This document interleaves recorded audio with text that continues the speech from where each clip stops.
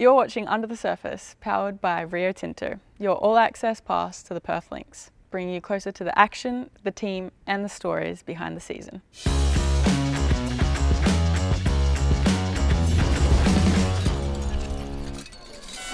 Coming up, we take you courtside for a behind-the-scenes look at game day in our new home. You almost won a game like that for your first home game of the season. Meet new recruit Yamai Morris in full court press. I was playing volleyball at the time, and the basketball coach, he came and just scooped me up off the court. And watch as the Rio reporters turn up the heat on the players. It's game day at our new home, the Perth High Performance Centre. We take you on a behind-the-scenes look at what makes the Lynx game day experience so special.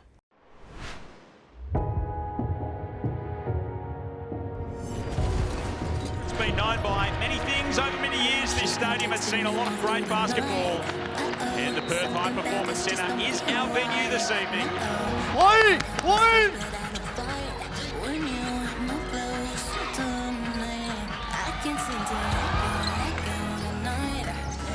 The freedom of movement inside our three-point line from the guards off the bounce. That's opening up everything else. So again, on balls. You can't keep playing cushion and tame, here ice and jump to there. You got 3 meters. All right, you got time. Get out of there, KJ. KJ, where's she gonna go? Just under 4 minutes remaining here in this opening term. 2 finalists from last season. No Shea Swain for Sydney. No Wilson, no Gorman for Perth. Slashing effort. An early 6-point lead here to the Sydney Flames. Yeah, there was some automatics there. Everything a half count out. Sluggish. Right now, I want to play at Well, the zone has certainly slowed the scoring input of Sydney. Catch and shoot for Thompson to beat the buzzer of half-time and gives Sydney an 8-point lead going to the half. Again, they'll be high, there'll be no tag. Just get 3 on the rim. Somehow there's 2 you'll get out well on the pop. We're good. First walk up. Playing way more out of rub series. Way more out of rub. Go. I mean, yeah, I'm right here by the court, so I feel like I'm almost on it. But yeah, I feel the energy of the crowd. The girls all really appreciate the crowd getting behind them. It's loud in here. I think the whole setup is awesome. Tanopu puts it on the floor, guarded by Waite. Where it is, who's watching her. Thompson sticks the jump shot from the free throw line, and Sydney out by double figures. Next time down on. So again, wide straight cuts or stack point. But just continue to get through the ball at the elbow and then play out of that point hub. Let's go. Our trusted colleague Damon Lowry would say it is crunch time now.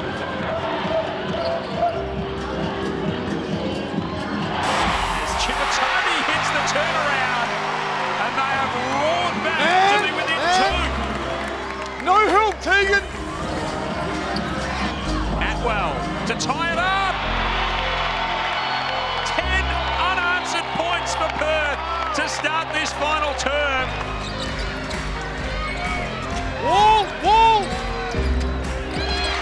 Possession! Get out! Offense! 25 so far for Nicholson. She defers to Froling in the corner, gets it back, time winding down, needs to get it off. She didn't beat the buzzer. Stifling defense from Perth and Tegan Graham. She has done an absolutely stellar job on Loz Nicholson and keeping her scoring at bay. Thompson pulls down the rebound, and the Perth Lynx claw themselves to another victory. You almost won a game like that for your first home game of the season. To get all the fans engaged, get everyone kind of involved with the game. Energy fuels games. It fuels me, it fuels our team. So I think the crowd getting behind us and creating that energy for us is like that extra player on the court. Well, except for the fact that I was going for the Flames, so that was a bad result for me. But the basketball itself was fantastic. Physical, best led and play, great skills on show. My wife, who's a crazy basketball fan, thinks it's the most fun she's ever had. So that's great. Just consistent effort, I think. Like, we never gave up. think when you're down by like 8 points, it can either you go down by 16 or you fight back, and you just chose to fight back, I guess, yeah. Well, I think you felt it yourself, didn't you? When the crowd's standing up and cheering for them, like, it felt like an extra player being on the court. I felt like that was when, hang on, we've got this. This is Full Court Press, and today we get to know one of our latest recruits, Yamaya Morris. My name is Yamaya Morris. I'm number 20 and I play center. I mean, I've been tall all my life, so everyone like kind of always told me like, oh, you should play basketball, but I grew up as a cheerleader, fun fact. But I was playing volleyball at the time, and the basketball coach, he came and just like scooped me up off the court. So that's kind of how it all started. Once I got to high school, there was like a few players that came out of my hometown that like went off to college, eventually played overseas basketball, and then there's this one girl, I can't remember her last name, Liasia Lachey, I think, Clarendon. She played for the LA Sparks, so she was definitely a role model of mine. Last year I was actually with the Sydney Flames. That was my first time playing in the WNBL, and I've played in Israel, Taiwan, Greece, Turkey. That's all I can remember so far. I think they saw me in Sydney.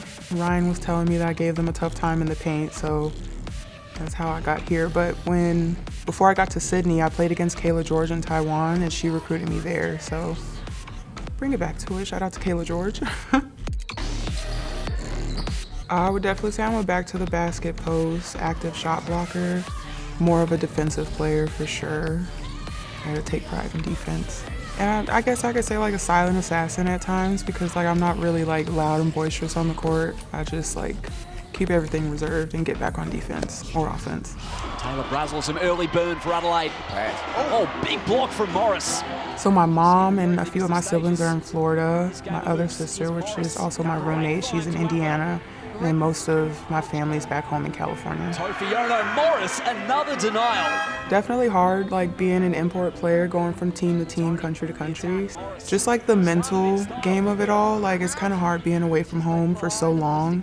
And then the time difference also, like trying to catch your family whenever you have time. So I would say that that's like one of the toughest things that I've had to overcome. Penetrating Tofiona denied. Yamaya Morris, have yourself a first quarter. I watch a lot of TikToks, vlogging videos on YouTube. I try and do the whole content creation thing, but it's exhausting sometimes. Like I have a camera and I like go around like vlogging sometimes, but like I just never pull the film and actually do it. So it'll just be great memories that I have.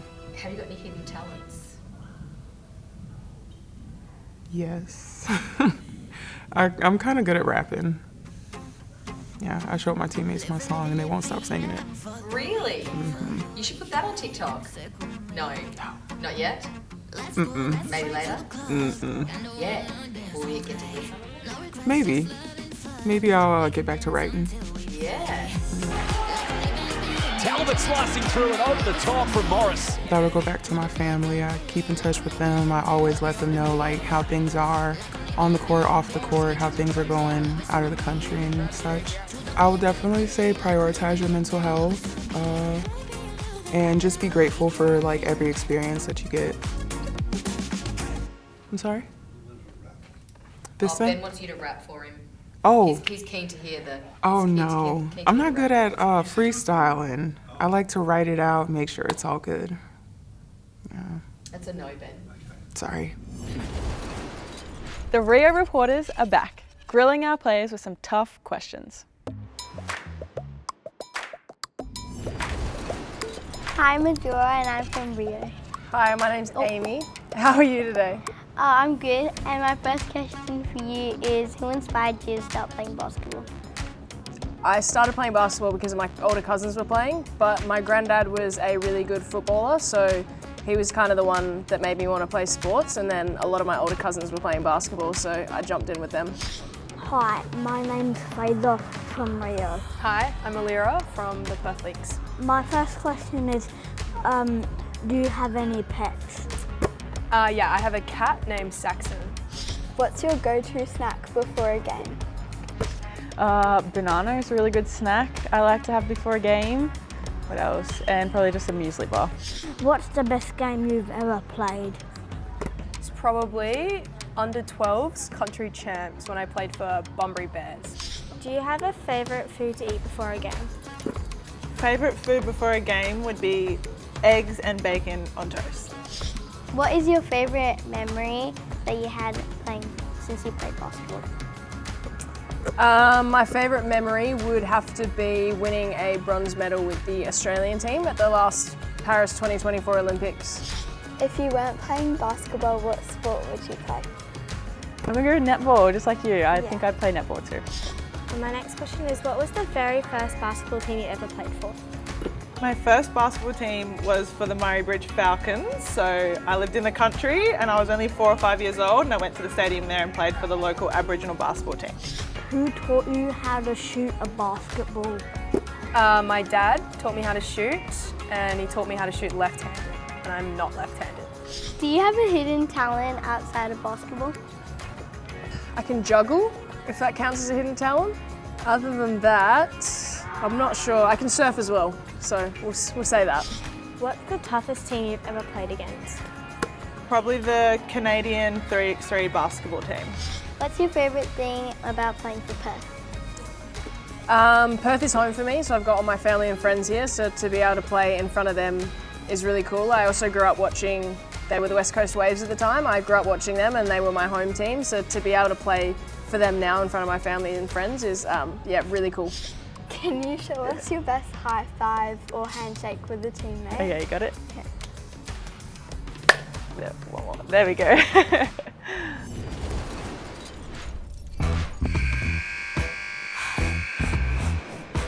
My name is Alexandra Chabatoni. I'm number 8 and I'm a guard. Oh, dunk. Because I wish I could. Can't do either really, so. A bit of Taylor Swift, not really fussy though. Beach. Coffee. Dumplings. Surely I have to say Asics.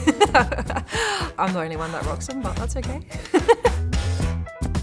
I was a waitress, so I spent many years waitressing and bartending, which was a bit of fun. The Maldives or Greece, somewhere that I can just lay in a pool all day or on the beach.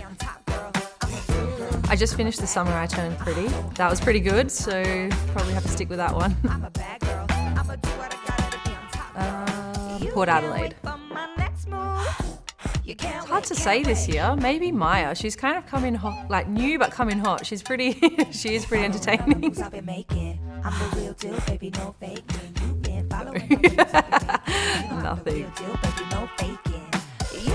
The laughy face.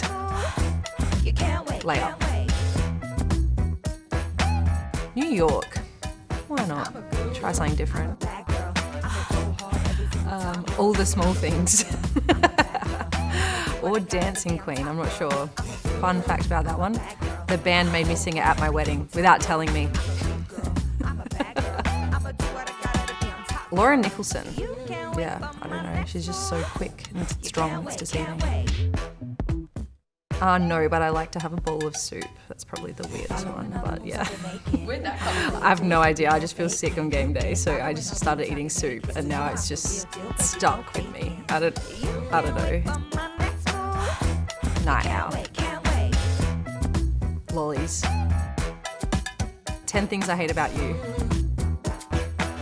Well, it used to be naps, and now since I had a baby, that's ruined that. So now it's kind of just survive, grab a bowl of soup, hope he naps so I can lay down a little bit, and then try and get here an hour before the game.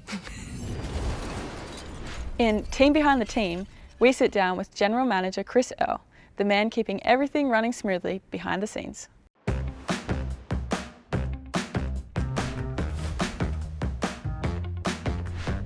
I'm Chris Earl, I'm the General Manager of the Perth Lynx.